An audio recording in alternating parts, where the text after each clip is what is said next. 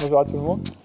Donc, je vais vous présenter un petit peu mon parcours rapidement et puis un petit peu l'expérimentation qu'on fait sur la ferme et autour. Donc, je suis Gilles Simoneau, agriculteur à la ferme des Petits Chapelets depuis 98 et en bio depuis 98, en conversion depuis 96.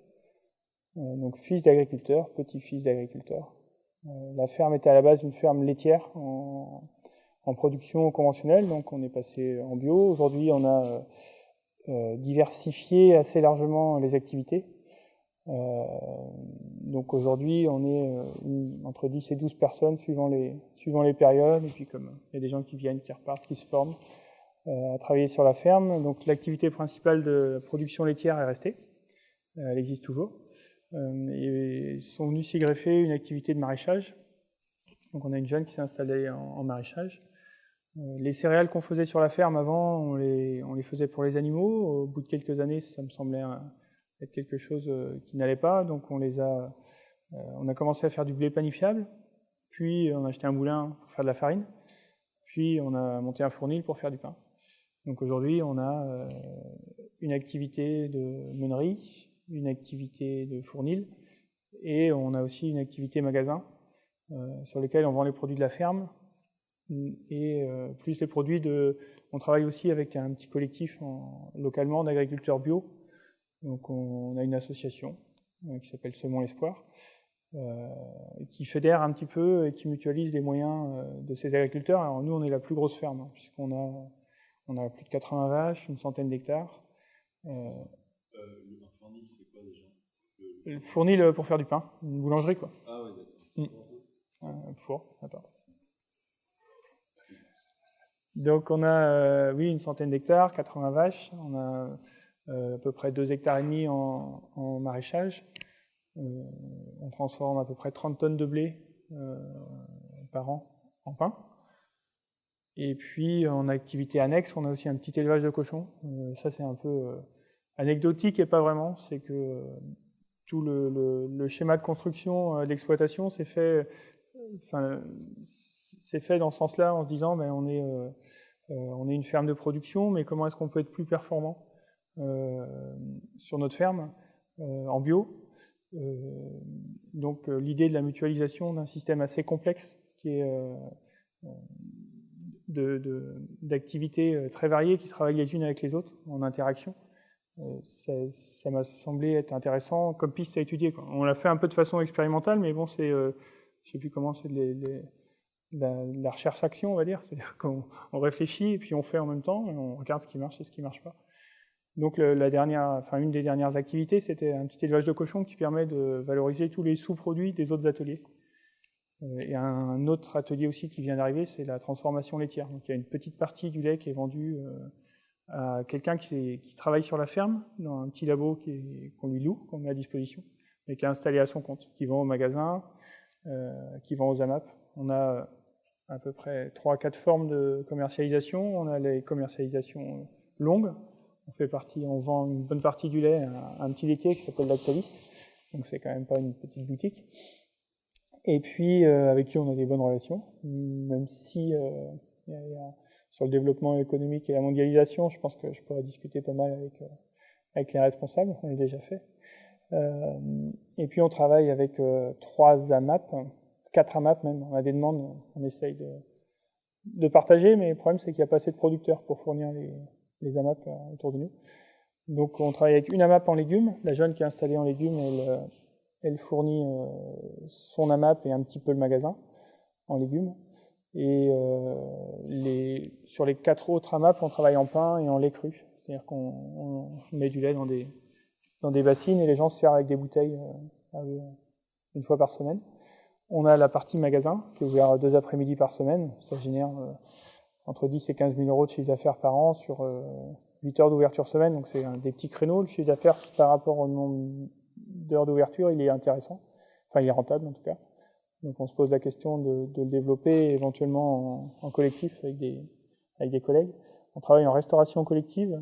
Je suis trésorier d'un GIE, qui est GIE Manger Bio 35, donc qui fait de la restauration collective bio, principalement pour les cantines scolaires. Donc on fournit principalement du pain, un petit peu de lait, des fois des pommes de terre, mais surtout du pain aux restaurations scolaires autour de Rennes. Et le quatrième, je crois que j'ai fait le tour, hein, circuit court, AMAP, magasin et restauration collective. Donc voilà un petit peu nos réseaux de commercialisation. On travaille aussi avec Rennes Métropole sur... il y a un projet de parc urbain un petit peu voué à ce que les gens de la ville de Rennes, parce qu'on est vraiment à 4 km du périph', puissent s'ouvrir. Il y a la Vilaine, c'est pas un joli nom, mais c'est la rivière qui passe à Rennes et qui coule un peu dans la vallée. Et la ferme, on est très très proche, on est à 150 mètres de cette rivière-là. Et donc ils ont défini tout un périmètre de 25 km de long sur lequel ils voulaient ouvrir des activités un peu touristiques. Donc c'est un projet qui s'est quand même un petit peu co-construit, qui est en train de démarrer. Et nous, on a dit qu'on ne voulait pas être payé pour présenter des vaches à barbe ou des lamas dans nos champs, mais plutôt être acteur pour accueillir les gens qui viennent se ressourcer, mais tout en maintenant nos activités économiques, en offrant éventuellement les produits aux gens et en leur expliquant. On trouve que c'était plus intelligent que de faire un Disneyland sur nos champs. Il y a eu discussion, mais on a quand même un bon échange sur ces sujets-là. Et en même temps, on travaille avec l'INRA et Véronique Chable, qui est un peu spécialiste international des variétés population, toutes ce qui est variétés anciennes au niveau des blés, aussi au niveau du blé noir, et puis qui travaille aussi avec Colcos sur la partie légumes. Donc là, chez nous, on a des essais avec l'INRA sur ces variétés population, qui peut-être vous parlent, vous, élèves ingénieurs, mais c'est des variétés qui ont une génétique qui n'est pas fixe. Pratiquement, si on sème la même variété dans un champ, il va y avoir des différences. Et c'est des variétés qui sont très adaptables aux variations de climat, très adaptables aux variations de sol, et qui vont vraiment évoluer différemment suivant les terroirs dans lesquels on les positionne, quoi. Donc après, il y a aussi des difficultés d'adaptation à la modernité, c'est que c'est des blés qui peuvent faire 2 mètres de haut, donc ils se couchent. Il y a des difficultés dans les cultures. En tout cas, on est dans ces programmes-là avec l'INRA, et on a proposé à Rennes Métropole de dégager des terrains pour faire des expériences sur ces sujets-là, et puis voilà, et de mutualiser aussi des moyens au niveau de la recherche et au niveau un peu des nouvelles formes d'agriculture, comme ce qu'on fait sur notre ferme, les Petits Chapelets. Mais avec l'association Semoule Espoir, on a aussi pas mal de maraîchers bio qui travaillent sur 1,5 hectare. On a des gens qui font des petits fruits, on a des petits artisans qui transforment notre lait aussi. Le fromage qu'on vend en magasin, il n'est pas transformé à la ferme, il est transformé à 3 km chez Valérie, qui est une fromagère qui travaille que des produits, que des laits bio. Et donc voilà, ce tissu social, on essaye de le construire de façon à proposer d'autres modèles agricoles. Donc ce qu'on voit d'intéressant dans ces propositions-là, donc c'est pas si facile que ce qu'on peut voir des fois dans les reportages qui viennent à la maison, où ils prennent que la bonne partie des choses. Mais toute expérimentation conduit à une partie d'échec, et puis on repart et on réessaye autre chose. Et donc quand on travaille en même temps sur de l'expérimentation, en même temps sur de l'humain, des fois on peut rencontrer des difficultés humaines aussi, parce que le modèle est aussi un modèle social qu'on essaye de faire un petit peu, de construire un petit peu différemment, notamment au niveau de la gouvernance des choses. L'idée de départ, il y a quelques années, c'était vraiment d'être tous à égalité, mais en fait, c'est pas possible d'être tous à égalité parce qu'on est tous différents et qu'on a tous des responsabilités un petit peu différentes au sein. Alors, si je prends au sein de la ferme, on est 4 associés et clairement, c'est un peu moi qui ai initié tous les projets, donc il faut que j'accepte aussi ma part de responsabilité d'avoir été à la base de ça et du coup d'être un peu plus responsable que les autres, mais c'est pas une position, hein, c'est plus d'assumer une responsabilité. Donc on travaille aussi sur ces sujets-là et un petit peu tout, voilà, donc c'est plein de sujets qui sont en cours, qui existent et qui sont vraiment excessivement passionnants. Ce que j'en ai tiré un petit peu là après 20 ans bientôt, presque 20 ans. d'expérience, c'est que à la fois le lien au sol, à l'environnement, moi, ça m'a enraciné, ça m'a construit. D'une façon, j'étais à l'école où j'ai appris plein de choses. Avant d'être paysan, j'étais un peu comme vous. J'avais un profil d'ailleurs pour faire un peu école d'ingénieur. J'aurais bien aimé le faire, et puis ça s'est pas fait parce que justement mon père avait été malade. Il fallait que je revienne sur l'exploitation. Enfin, c'était maintenant ou jamais, quoi. Mais toute cette partie d'études, c'est merveilleux quand on a la chance de faire ce que vous faites. Vous apprenez des choses extraordinaires. Et en même temps, la relation à la terre, ça a été une autre université pour moi, de comprendre tout le mécanisme de vie. Et c'était de me relier à la vie du sol. Et c'est un peu comme se planter ses racines, c'est aussi comprendre son histoire. Quand on reprend une ferme familiale de plusieurs générations, mine de rien, ça a des impacts qui peuvent être assez conséquents, qu'on n'avait pas imaginé, parce qu'on est construit sur ces choses-là, mais si on revient pas à la source des choses, on ne peut pas forcément les comprendre, et puis quelque part s'en libérer pour vivre pleinement et faire ses choix, enfin voilà, avancer. Donc ça, c'est le lien, clairement, c'est le lien grâce à mon métier, grâce à la compréhension du vivant, que ça m'a enraciné. Et ça m'a donné beaucoup de confiance et de liberté pour expérimenter, pour construire les choses avec les autres, et alors même pour aller jusqu'à se dire que ça ouvre spirituellement à des choses. Voilà, on ressent un petit peu. C'est le schéma de l'arbre qui est planté, enraciné, les feuilles qui sont à la fois dans le monde matériel et puis tournées un petit peu vers le ciel, quoi. Donc c'est un petit peu ces choses-là. Et au niveau de la façon de conduire la responsabilité, la façon d'organiser les responsabilités et la vie en général au niveau humain, au niveau sociétal, je reprends un petit peu, c'est des choses que j'ai ressenties récemment. C'est un petit peu l'idée de la respiration. La vie est un peu comme un flux, ça commence et puis ça finit. La respiration, c'est la mise en relation de plein d'éléments avec des formes d'intelligence diverses dans notre corps, on va dire. Si on prend à l'état de l'être humain, où il y a un cerveau et puis il y a des organes qui sont à la fois autonomes, qui pourraient faire une réunion pour discuter, savoir de quel moment est-ce qu'on va respirer, à quel moment est-ce qu'il faut que le cœur batte.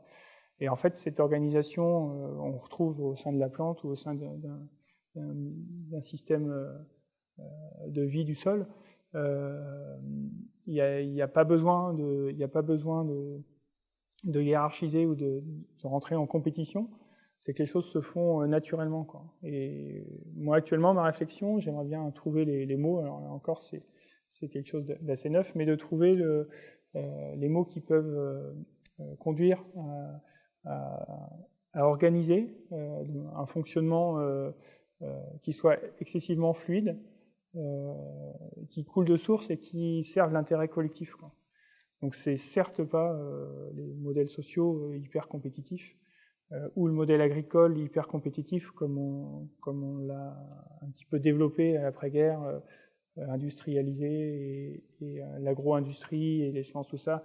Là, je trouve qu'on est dans la compétition qui détruit, qui finit par aller vers de la violence, de la guerre, et à un moment, ça, pour moi, il n'y a pas d'avenir dans ces choses-là, quoi. Mais c'est plus de trouver ces respirations de mutualisation du vivant, des hommes entre eux, des systèmes entre eux, et de la gouvernance de tout ça, sur lequel je trouve que dans le fonctionnement des systèmes naturels, il y a des leçons à prendre. Voilà, je n'ai pas fait une demi-heure, hein. Mais voilà, ces choses-là, elles peuvent paraître un petit peu zinzin. Il y a 20 ans, quelqu'un m'aurait parlé comme ça, j'aurais votre âge, j'aurais dit, il est pas bien ce mec-là, quoi. Il est pas bien. Mais voilà, puisqu'on va se voir 1 heure dans notre vie, je sais pas, peut-être qu'on se recroisera à l'occasion. Bon, Chapelle-Toireau, on pourra se recroiser. Je trouve un voisin. Mais en tout cas, peut-être qu'à un moment, prenez pas ça comme une vérité, hein, prenez ça comme une piste de réflexion ou une expérience de quelqu'un. Mais à un moment, si ça... Enfin, chacun dans son parcours de vie, on a des sensibilités ou des phases par lesquelles on passe. Et peut-être qu'un jour, ça vous parlera, quoi.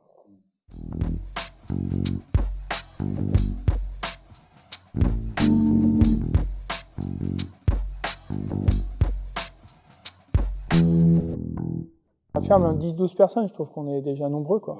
Alors, l'avantage de cette ferme, qui est quand même une grosse ferme, on va dire, enfin, une grosse ferme. C'est pas une petite ferme comme on peut voir en permaculture, où les gars sur 2-3 000 mètres carrés, quoi. Je pars de quelque chose qui est plutôt assez classique. Mais en même temps, j'ai rajouté beaucoup d'activités. En même temps, je pense que c'est pas forcément un modèle humainement. Vraiment, je trouve que quand on travaille, on n'est pas tous faits pour être patron ou complètement en charge de son activité professionnelle. Il y a certaines personnes qui vont être mieux positionnées dans le statut de salarié, mais que vraiment pour s'épanouir dans son travail, il faut avoir un maximum de liberté. Et quelque part, le modèle que j'ai, il me paraît bon. Il n'est pas abouti, mais je pense qu'il y a des pistes qui sont vraiment intéressantes. Mais que peut-être ce serait aussi bien, et on le fait avec 12-15 agriculteurs voisins qui sont sur des structures, c'est de mutualiser nos moyens sur des unités qui sont autonomes. Parce que je pense que quelque part, moi je le ressens. Je suis assez fonceur, j'aime bien expérimenter. Mes associés, des fois, je prends des risques. J'ai pris plein de risques. Une fois on perd 10 000, on perd 15 000. Et voilà, je ne suis pas très attaché à ça. Ce qui m'intéresse, c'est l'expérimentation pour trouver des nouvelles choses. Mais voilà, l'idée de l'épanouissement de l'individu, c'est important et voilà, faut pas forcément se structurer dans une grosse communauté enfin, je pense que ce serait un peu malsain aussi par certains côtés, quoi, de faire un peu une secte, quoi. C'est vraiment pas l'idée, quoi. Mais plutôt des petites unités qui. D'abord, il y a aussi en dehors du fait que ça fonctionne économiquement, que ça fonctionne socialement. C'est aussi des endroits où moi j'ai 4 enfants, je les vois dans la ferme, ils vont voir tout ce qui se fait, enfin, c'est super épanouissant, et en même temps très éducatif. Ils participent à tout, ils peuvent traire les vaches à la main, ils peuvent on leur fait faire du pain, ils jouent à la marchande, au magasin, enfin, mais pour de vrai, quoi. C'est pas, je trouve ça vraiment, vraiment intéressant à plein niveau, mais je me dis en cas de guerre. Bon, on parlait du côté des choses sur Tchernobyl, la catastrophe. C'est vraiment des choses qui vont nous pendonner. Un jour, qu'une centrale saute un jour, si on n'arrête pas, c'est pas une possibilité, c'est une certitude. Et malheureusement, il y a bien des hommes assez fous pour faire des conneries pour que ça saute un jour, quoi. Voilà, où on n'a plus de transport. Je sais que la ville de Rennes, la réserve alimentaire sur la ville de Rennes, c'est 2 jours et demi. Donc nous, dans nos systèmes, s'il reste un bout de quelques paysans vivants, on fait toujours à manger pour les gens qui sont autour. Parce qu'on peut se passer d'énergie fossile. Je ne suis pas présenté sur la ferme, mais on a une grosse installation photovoltaïque. Donc on est une ferme classique, on n'est pas une ferme autonome, enfin, on n'est pas une ferme à faible consommation énergétique, mais on est autonome par le fait qu'on produit plus d'énergie qu'on en consomme grâce à l'installation photovoltaïque. On n'a pas encore la possibilité d'utiliser cette énergie-là, parce que pour des histoires de coûts, voilà. Mais quand j'aurai fini de payer l'installation, on pourra, puis les technologies vont arriver aussi de stockage de l'énergie, on pourra envisager ces choses-là. Et il y a une deuxième voie qui pourrait être aussi la voie de la non-consommation d'énergie dans des systèmes agricoles, comme c'est les voies de la permaculture. Et je trouve ça pas du tout délirant. Même si économiquement, la permaculture, pour l'instant, c'est pas des systèmes qui sont complètement aboutis. C'est des systèmes d'avenir. Mais aussi parce qu'on est dans un système social où on accepte d'avoir 10 millions de gens qui sont en non-activité. Et en même temps, entre les chômeurs, les RSA, les RSI, les gens à mi-temps, et on les paye. Enfin, c'est un coût, même s'ils vivent pas bien. Ils vivent pas bien, parce qu'on n'est pas heureux, je pense, quand on est au chômage ou quand on est au minimum social. Et en même temps, ces activités qu'on propose pour créer de l'alimentation, elles sont épanouissantes aussi pour l'homme, quoi. Même si c'est dur physiquement. Il y a quand même plus de respect de soi quand on peut au moins travailler pour se nourrir et nourrir sa famille, quoi. Donc voilà, mais on n'est pas dans des systèmes de société qui envisagent encore les choses comme ça. Mais je pense que la place du travail, c'est un sujet, mais la place du travail dans la société, c'est clairement, de toute façon, la productivité augmente, on profite aussi tous de la performance de l'automatisation et des machines, et on n'a pas tous envie de bosser comme dans le fond des mines à la main, comme ils faisaient il y a une centaine d'années. Et donc on a quand même de plus en plus de monde, donc l'équilibre entre le travail et les besoins de main-d'œuvre avec les économies compétitives qu'on connaît, ça marche pas, quoi. Puis on est voilà, soit on fait du dumping sur le voisin, mais c'est toujours sur le dos de quelqu'un, quoi. C'est pas un système durable ni équilibré, quoi. Donc ce qu'on produit à l'image de la ferme, on peut le reproduire à des niveaux différents. Et ça, c'est une certitude que, de toute façon, la seule chose vers laquelle on va, c'est des risques de violence. Alors une bonne troisième guerre mondiale, si vous voulez. Moi, c'est pas vers ça que je... c'est pas vers ces propositions-là que j'avance. Même si on a besoin de tout le monde, hein, parce que il y a des défis à relever pour l'avenir. C'est clair.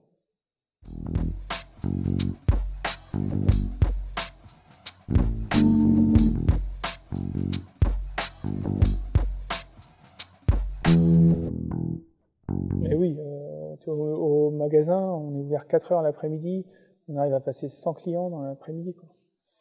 C'est carrément l'embouteillage dans la cour. Enfin, c'est même à l'encontre de ce qu'on veut faire, on va être obligé d'agrandir un parking. Mais oui, mais les gens, ils voient bien ils sont en recherche. Il faut qu'on... Moi, je suis pas pour la grande révolution, je suis pour l'action de choses qui fonctionnent et qu'on met en place, quoi. Mais oui, il y a de la demande. J'écoutais là une étude, quelqu'un qui a tourné un film, ça s'appelle L'Habitant, qui va sortir cette semaine. Je sais plus comment il s'appelle, Depardieu, je crois. Et il est allé parler à plein de personnes pour voir un petit peu comment ils se considéraient dans leur parcours de vie, qu'est-ce qui leur manquait. Et c'est pas de travail qui manquait, en fait, c'était plus de sens à leur vie, de relations avec les autres, de la qualité de relations sociales. Quand on rentre dans cette agriculture qui met en lien les gens, tu te donnes autre chose qu'à manger, quoi. Enfin, c'est aussi du lien, c'est aussi du réseau, c'est des choses qui redonnent de la qualité à la relation, quoi. Moi, quand je vends un produit, quand je vends un pain, il y a un lien de la terre jusqu'à la personne qui va le consommer qui n'a pas été coupé, quoi. On n'a pas traité chimiquement les produits, on n'est pas passé dans un process industriel. Les gens qui l'ont manipulé l'ont toujours fait avec fierté. Et quelque part, c'est des choses ça aussi, ça a une valeur. Et ça aussi, les gens sont en recherche de ça. Vraiment. Donc, mais oui, c'est d'avenir. Enfin, il y a du boulot dans tout ce qu'on fait. Il n'y a pas de problème.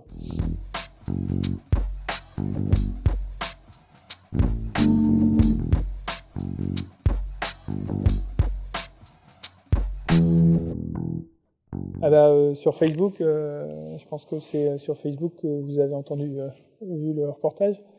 Donc, oui, ça fonctionne. Moi, à titre personnel, c'est plus ma génération, tout à fait.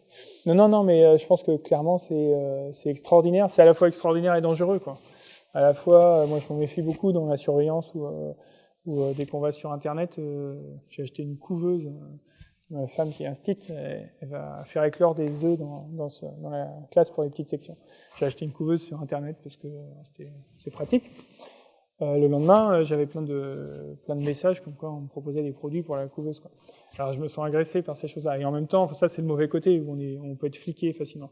En même temps, ça donne aussi une liberté, une fluidité à l'information qui peut être très forte et qui peut effectivement rebattre les cartes de la démocratie.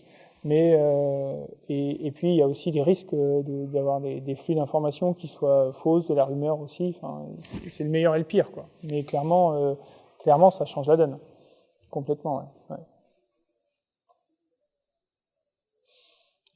Sur cette idée un petit peu là de gouvernance et puis de fonctionnement de circulation de l'information et un peu de prise de décision à différents niveaux, c'est sans doute des outils qui sont absolument géniaux, puisqu'on peut dans tous les sens faire circuler l'information, et je pense que c'est Mais il faut trouver à bien l'utiliser, quoi. Mais comme toute nouvelle technologie, hein, c'est le meilleur et le pire. Hein. Le nucléaire, c'est aussi les radios qui sauvent des vies, et puis les centrales nucléaires qui sont d'une folie absolue. L'homme a du mal à rester raisonnable.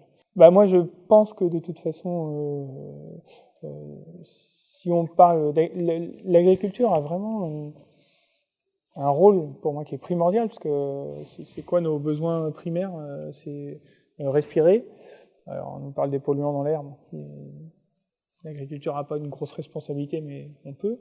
Il faut boire. L'eau et la pollution, c'est aussi... là, pour le coup, l'agriculture a une part de responsabilité, surtout par chez nous. Et puis manger, et le sens de manger, une alimentation saine, équilibrée. Donc, c'est des besoins qu'on pourra pas supprimer. Et pour moi, ce qui fait sens aussi, c'est tout le lien qui découle de la relation qu'on a avec notre environnement. L'alimentation, c'est la respirer, boire et manger, c'est les premiers liens qu'on a avec notre environnement. Ils sont forcés, quoi. On peut habiter dans une tour à 30 mètres au-dessus du sol. Il faut bien qu'on respire, qu'on boive et qu'on mange. Et cette eau, elle vient toujours Donc forcément, pour moi, c'est des choses qui sont clairement... Tous les systèmes, on est au bout d'un système. C'est-à-dire qu'on a mondialisé la planète maintenant. La planète est toute petite. On continue à la consommer. On sait qu'on ne peut pas continuer, mais on continue quand même parce qu'on ne sait pas comment faire autrement. Donc forcément, à un moment, il va falloir prendre un virage, quoi. Moi, j'espère juste que ce virage ne sera pas violent, parce que si on est quand même dans une période un peu risquée. Enfin, il y a de la violence sur Terre. Et je pense que voilà, avec des expérimentations comme ça, on peut proposer des modèles qui soient des alternatives plus humaines, plus durables et plus sereines, qui remettent l'homme au centre et qui nous donnent un peu de sens au développement de notre société.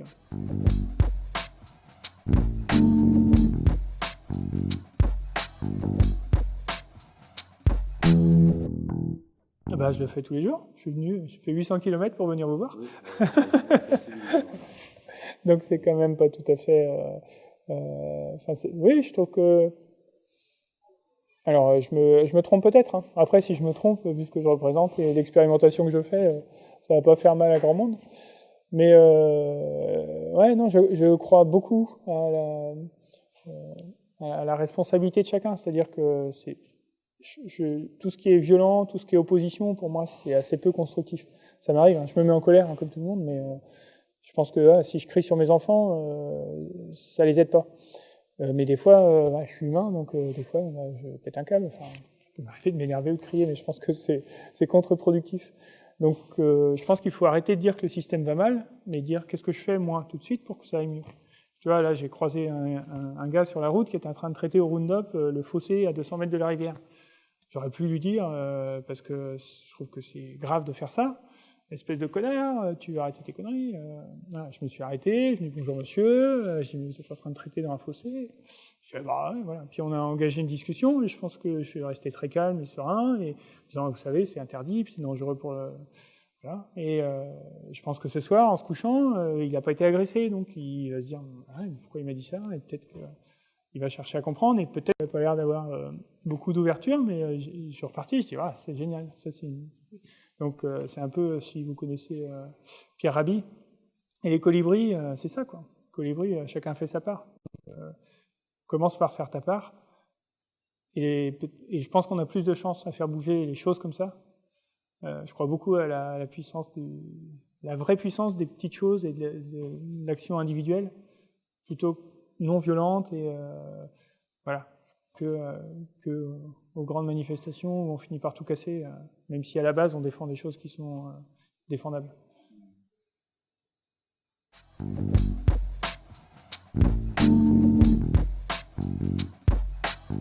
Alors, le système politique comme il est organisé aujourd'hui, les politiques sont prisonniers c'est pas de leur faute, mais ils sont prisonniers du système eux-mêmes. Un politique, pour qu'il puisse... Je pense que la plupart des politiques sont pas mauvais en soi, ils ont vraiment la volonté de faire avancer les choses. Sauf que quand tu es élu politiquement, déjà, il y a la compétition pour arriver à l'élection, Et ensuite, si tu veux reconduire ton action, il faut te faire réélire. Et pour moi, c'est une très très mauvaise façon de faire de la démocratie, parce que tu dis, bah attends, il y a une usine, là, faut pas qu'elle ferme, donc faut pas que je bouge les choses, enfin, on va donner un peu de subventions, et un centre commercial, là, ça va me créer 50 emplois pour ma commune, si je veux me faire élire, allez hop, on lui donne le terrain, et puis on subventionne. Et c'est difficile de faire changer les choses. Et en plus, si on prend, plus tu montes dans les niveaux, et plus on va dire, plus ils sont loin de la terre, plus ils sont loin des réalités des gens, et plus ils sont soumis aux pressions des lobbying, et puis des fois ils sont un peu coincés, quoi. Donc le système démocratique comme il se pratique, il va difficilement faire bouger les choses. Alors moi je vais voir les politiques de gauche, de droite, je m'en fous. Je vais voir les gens qui sont en responsabilité, et quand j'ai une idée de projet, bah, je lâche pas le morceau, quoi. Et puis je pense qu'il faut inventer d'autres formes de démocratie. Mais c'est clair que l'élection, c'est un souci, en fait. Ça paraît très démocratique de donner sa voix à quelqu'un. Et au final, les gens qui sont élus sont à peu près jamais les gens qui au début de l'élection, sont les plus appréciés. C'est parce que on fait une sélection un peu à l'envers, quoi. C'est les moins pires, ou c'est ceux qui se sont débrouillés pour éliminer les autres, et par alliance. Voilà, donc c'est pas très. Mais je jette pas la pierre sur les politiques, mais je pense que ils ont assez peu de pouvoir. Ils ont assez peu de pouvoir, et puis ils sont toujours dans cette logique de réélection, quoi.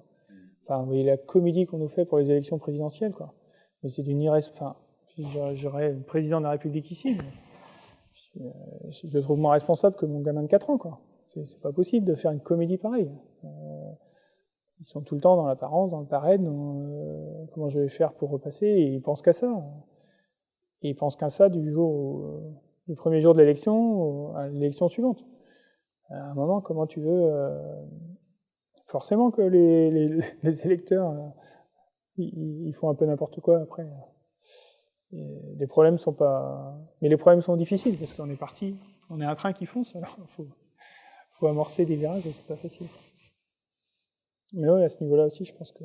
À nous, citoyens, de faire des propositions et de faire des actions sur le terrain. Mais il faut aller voir les politiques. Il faut pas... Généralement, je pense qu'ils ont besoin de nous pour réussir à faire changer les choses. Parce que si c'est pas nous qui allons les voir de façon constructive, ils subissent les lobbying, et puis Même si nous on va les voir, je pense qu'ils subiront toujours les lobbying. Ah oui, ils subiront toujours les lobbying, mais ils peuvent on peut infléchir des décisions. C'est une forme de lobbying d'aller les voir. Ouais, c'est une forme de lobbying, c'est clair. Mais il y a déjà des groupes de citoyens consultatifs, genre 50 citoyens qui vont étudier une problématique précise, qui vont se prononcer, et ils vont rédiger un rapport qui est à titre consultatif pour l'État. Et souvent, il est très construit, c'est un rapport très complet, mais l'État ne prend pas réellement en compte leur avis, dans la mesure où c'est juste consultatif, et priorise les lobbies des multinationales. Ouais, j'avais suivi l'histoire des CTE au niveau européen, les contrats territoriaux d'exploitation, ça n'existe plus, mais c'était des contrats qui se voulaient un peu comme ça, quoi. L'étude qui avait été faite était vraiment pour que les agriculteurs qui s'engageaient dans ces mesures-là avaient vraiment des contraintes fortes, quoi. C'était pas bio, mais quasiment, quoi. Donc il y avait une étudiante qui était à Bruxelles, et qui était venue me voir pour voir ce que j'en pensais. Je dis, oh, c'est génial. Et puis 2 ans après, c'était quelqu'un qui habitait Rennes, donc je la croisais. Et 2 ans après, quand les CTE sont sortis, ça n'avait plus rien à voir, quoi. C'était très ouvert, hein. Tout le monde pouvait y aller, quoi. Donc l'idée de base, et les politiques sont assez d'accord avec ça, mais ça passe par un tas de consultations, de chambres, c'est soumis forcément aux syndicats. Donc les syndicats majoritaires, ils poussent, et puis ils sont obligés d'en lâcher un petit peu. Et c'est vrai qu'à la fin, ça ressemble plus à rien. Mais est-ce que c'est pour ça qu'il faut arrêter d'agir ? Je ne crois pas quand même, mais c'est difficile. La conduite démocratique, elle n'est pas évidente. Il faut inventer un nouveau système. Je suis pour la révolution douce.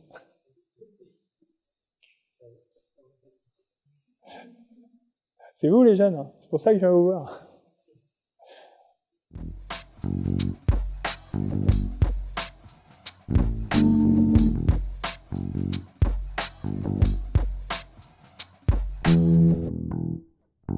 Alors, pour dire les choses, parce que c'est un petit peu compliqué à la ferme, mais il y a une EARL qui porte toute la partie des activités agricoles, qui sont alors les activités agricoles, maraîchage, production laitière, le fournil, l'élevage de cochons et le magasin. Donc pour l'instant, ça c'est toutes activités agricoles. Il y a la transformation laitière, où la personne loue un espace sur la ferme et il est à son compte. Il y a la production photovoltaïque, qui est une structure à part parce que c'était 1 million d'euros d'investissement et que ça pouvait être qualifié, enfin bref, qui est à part. Et il y a j'ai créé une SCI qui est propriétaire de tout, enfin le fond, la terre et tous les bâtiments. Parce que quand les jeunes sont venus s'associer avec moi, ils n'avaient pas forcément d'argent à mettre dedans. Et vu la valeur patrimoniale de l'ensemble, c'était délicat pour eux d'arriver avec 50 000 euros, quoi. Donc les jeunes qui sont installés, ils sont arrivés avec 3 000 euros. Ils ont fait un chèque de 3 000, ils avaient 15% du capital. De l'EARL, pour le coup. Donc ça s'est construit petit à petit comme ça. Ça pose des problèmes parce que le magasin, par exemple, qui a une activité qui commence à tourner, on risque de dépasser les 50 000 euros d'achat-revente ou les 30% de chiffre d'affaires. Donc on pourrait être requalifié au RSI. Alors, on est dans le juridique pur, mais on se pose la question de créer une structure pour le magasin. Ouais. Et à la limite, moi, toutes ces activités, pour l'instant, je les chapeaute un peu. C'est assez lourd, avec beaucoup de monde. Donc à la limite, j'en ai pas besoin pour moi. Je trouve que l'expérimentation elle est intéressante, qu'on fasse cohabiter tout ça, c'est génial. Mais là, par exemple, il y a une ferme, il y a une partie de la ferme, c'est un bloc de 20 hectares avec un seul propriétaire qui est regroupé. J'ai proposé à un des boulangers qui est salarié de s'installer paysan boulanger sur cette surface-là, à son compte, et puis que le fournil, ce soit une structure avec cette ferme-là, quoi. Et ça, on pourrait faire pareil pour le magasin. La vendeuse, à la limite, si elle veut monter le magasin, on reste partenaire, on travaille ensemble, ça change rien, mais ce serait plus clair, enfin moins complexe. Ouais, c'est des fois. Ouais, c'est rigolo. Ouais. Parce que moi, je connais tout, donc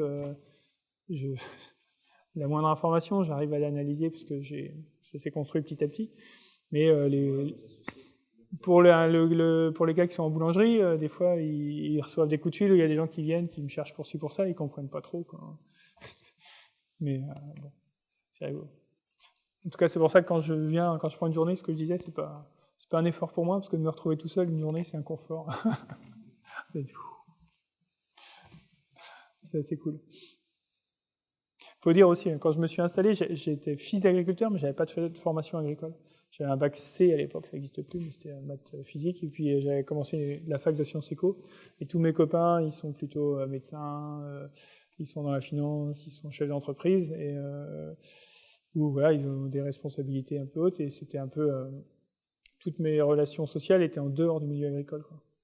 Et quand je suis arrivé sur la ferme, ça m'a fait je suis pas habitué à prendre l'avion pour bon, c'est pas bien, mais pour aller. J'ai une sœur qui habite à New York. On allait en Australie avec les copains, au Canada. Enfin voilà, on faisait le tour du monde, quoi. C'était génial. Et quand tu t'installes paysan, tout d'un coup, t'es collé à ta terre, t'as des responsabilités, tu peux pas. Et je me suis dit, mais moi jamais je peux faire ce métier-là si je vois personne, quoi. C'est pas possible. Donc c'est aussi ça qui a conduit, mais ça donne le sens au reste. Enfin, c'est juste un ensemble, quoi. Et maintenant, sur ces sujets-là, on bosse avec j'ai un salarié qui a un CDI alternatif, on a appelé ça. Ça n'existe pas. Hein. C'est pas légal. Je pense que si l'inspection du travail vient, il pourrait me redresser. Mais il bosse 6 mois de l'année. Il a un nombre d'heures à faire sur l'année. Il les fait en 6 mois. Et puis après, il prend 2 périodes de 3 mois où il va voyager. Il va se balader. Et là, j'en ai un autre qui m'a dit, mais moi, ça m'intéresserait aussi. Et alors là, j'ai dit, ok, mais si on fait ça, moi aussi, ça m'intéresse. Donc, si on arrive un petit peu à simplifier le fonctionnement de la ferme, de se dire qu'en tant que paysan, on peut se prendre tous les 2-3 ans, 3 mois pour aller voyager, faire un beau voyage en famille ou des choses comme ça. Je trouve que c'est... Et donc, on va sûrement faire ça. C'est un projet. Vraiment, la limite de ça, c'est le cadre légal, en fait. Disons qu'économiquement, ça fonctionne, mais est bloqué par des leviers justement qui sont d'ordre, oui. C'est clair, ouais. Là, il y a un gros débat en ce moment dans la société sur la loi travail, là, je ne sais pas comment ils l'appellent. Bon, je n'ai pas trop suivi, hein, mais moi je bosse beaucoup à la confiance et avec les salariés, j'aime pas la paperasserie. C'est vrai que dans une petite structure, tenir toute la réglementation, mais pour quelques salariés, c'est vraiment contraignant, quoi. Donc nous, je suis assez free là-dessus. Je dis combien tu veux pour telle tâche, tu prends tes vacances, machin, ça te convient, quoi. Donc généralement ça se passe bien. Et j'ai un salarié avec qui me disait que tout allait bien, et puis il est resté 1 an et demi. Au bout d'1 an et demi, il est parti. Il a dit maintenant tu vas payer. Je dis quoi? Il fait convention collective, réglementation. Ça faisait 2 ans qu'il bossait sur le dossier, et puis ouais, ça m'a coûté 10 000 €, quoi. Ça m'a un peu assommé parce que on essaye de mettre la relation humaine en avant. Et on l'a pris en pleine gueule, quoi. Bon, ce qui m'a remonté le moral, c'est que les autres ont dit c'est quand même dégueulasse. Et là, du coup, maintenant, je dis je m'en fiche, quoi. Enfin, j'ai pas envie de reformaliser tout avec les salariés. Je veux que les gens qui bossent, qu'ils soient salariés ou pas salariés, puis les salariés, s'ils s'installent paysans à côté, mais je serais content pour eux, quoi. Mais qu'ils soient bien dans ce qu'ils font, leur boulot, que ça leur semble juste. Et depuis que l'autre est parti, je leur ai dit, quoi. J'ai dit à la fin du mois, s'il y a des choses, vous me dites, et on règle le problème. Et, parce que du coup, il y en a un, il a commencé à faire un petit papier en disant voilà, je fais un tableau pour pas qu'on se trompe. Et j'ai pris ce tableau, j'ai dit tu le mets à la poubelle, qu'est-ce que tu veux? Il m'a dit je trouve que ce serait une semaine de vacances serait méritée. Je dis c'est bon, l'organisation est possible, prends une semaine de vacances. Je dis ça te va? Ouais, je dis tu vois, on peut passer 2 heures à en discuter et on va pas se prendre la tête. Je dis du moment que l'autre, son collègue était d'accord, il trouvait ça aussi logique, et puis ça me va bien, quoi. C'est tellement plus fluide quand ça marche comme ça. L'important dans cette histoire-là, c'est la confiance en soi. Mais on retrouve, hein, quand on parlait de dualité et de violence, quelque part, le contrat, la réglementation, c'est fait pour les mauvais salariés avec les mauvais patrons. Un bon salarié avec un bon patron, quand tu t'entends bien humainement, si les choses à un moment sont pas justes, tu dois pouvoir les régler, quoi. Mais voilà, dans une multinationale, on n'est pas toujours traité comme ça, et il faut des règles, attention, je n'ai pas dit qu'il ne fallait pas de règles. Je dis qu'à l'idéal, ce serait qu'on puisse s'en passer, et qu'on travaille en confiance. Ça fonctionne en équilibre. Si les deux sont satisfaits, du coup, il n'y a pas de raison. Non, c'est clair. Et ça, dans la relation humaine, mais un peu comme dans le vivant, quoi. À partir du moment où on commence à sectionner, couper en rondelles, on perd de la fluidité, on perd en efficacité, ça me paraît pas être des voies. Alors effectivement, c'est des choses qu'il faut revoir. Mais il faut respecter l'homme, quoi. Et je pense pas que le système économique soit complètement respectueux, quoi. Mais on est dans un système compétitif. Je pense que ça, c'est un grave. C'est une chose il faut vivre avec parce qu'on y est, mais il faut la faire évoluer pour trouver des systèmes plus humains.